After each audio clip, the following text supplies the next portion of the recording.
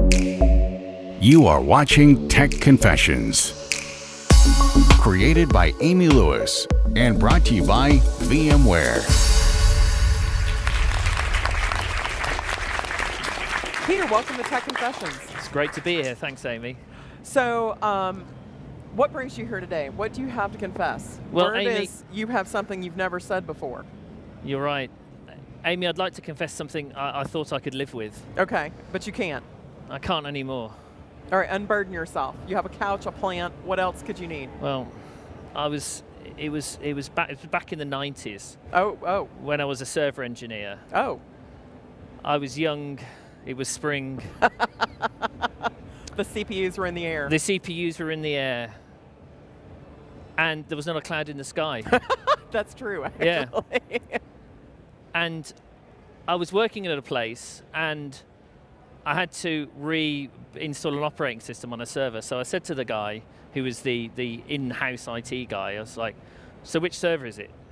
And he said, okay, it's the server underneath the keyboard tray on this, it wasn't that, it was a server underneath the keyboard tray on this particular rack. So I was like, all right, okay. So it was one of these great big kind of 5.8U server type of things you had then with sort of 6 disks in it and like 3K of RAM. And I had to redo the RAID array, so I had to pull the disks out and pull them all out and put them in a different order. So I did all that stuff. That was fine, no problem. Just after I'd done that, I realized that I had the keyboard tray pulled out. And so the first server under the keyboard tray was obscured by the keyboard tray, and I was actually working on the second server under the keyboard tray. Would you say that was maybe a moment where you started to feel that hardware was not where you wanted to be and maybe software was the way to go? I think just IT wasn't the place I should have been. I should have been doing something else. But and of course, I had no idea. They weren't labeled or anything. There was nothing to give me a clue as to what this server did. So for all I knew, it was the exchange server. You had just taken down, Yeah, I'd just taken down the exchange server, and then no one was emailing. So and then of course I pressed the print screen key and then switched to the server that this was on the KVM switch, and it was clearly blue screened with the error idiot at work or something. So I went back to I kind of skulked back to the guy. Yeah. And I said, I'm really sorry, but I've messed up I randomly messed up one of your servers. And he was actually, I'd been there about a week, so I had established a little bit of credibility. So he was all right, but then he had to forego his evening and rebuild. As it turns out, thank the Lord, it was some kind of training server they used, only on certain days of the week that they used to train new employees on the system. So that was server 2. That was server 2. That you had dismantled. Yeah. Which I had literally dismantled it. So this guy put it all back together, and then I was allowed to stay. So I was allowed to come back. If it had been the first day, I think I would never have been allowed to go back. I did come back on the next day, and everything seemed to calm down after that. And never again did I take anything for granted when I was told which server I had to work on. I appreciate, again, that does feel like a moment where maybe you came to value software or an overlay structure. Yeah, absolutely. Or just a label maker. I mean, something.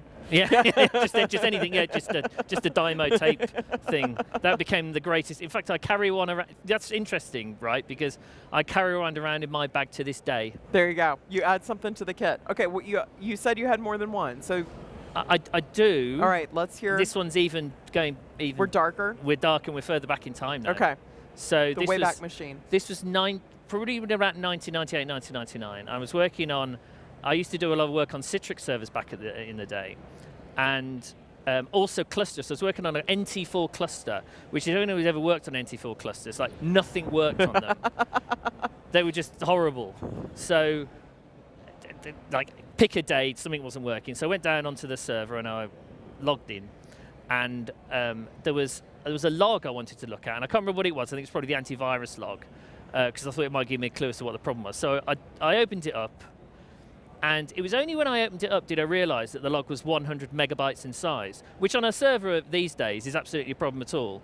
But on a server in 1998, which has 3K, it was a considerable problem, and it consequently stopped everybody. Well, I don't know if it stopped everybody, but it created a bit. So what you do in that situation is what you're trained to do is you log off, which terminates all the processes. Right. And so I did that, and it should have terminated it. So, and then, do you know what happened? I logged back on, and Notepad was still there. Oh boy. Somehow. So a couple of frantic hours elapsed, and finally we got the cluster back online. But to be perfectly honest, it probably wasn't working in the first place. So I'm not quite sure I really actually... I don't think you needed to confess. I think you were safe there. No, I was probably all right. I was kind of gilding the lily in terms of its... well, the opposite of gilding the lily, making it worse. So what is your worst nightmare today? You've lived through these. What is your worst nightmare today? What do you think... My worst nightmare today...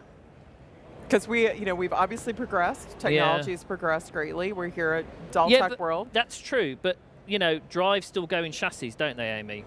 Yeah. So in the hardware world, you're still fear.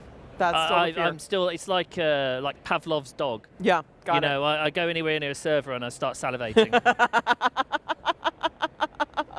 I think we're going to have to talk to you about some virtualization. Well, we appreciate, you're dutifully employed and have learned. You carry the tape and hopefully a Sharpie with you to mark and label all the things now. So I certainly do. I appreciate you coming and getting this off your chest. Amy, it's been very, very cathartic, so thank you very much. Absolutely. And we hope you'll join us for your Tech Confession at TechConfessionsTheShow.com.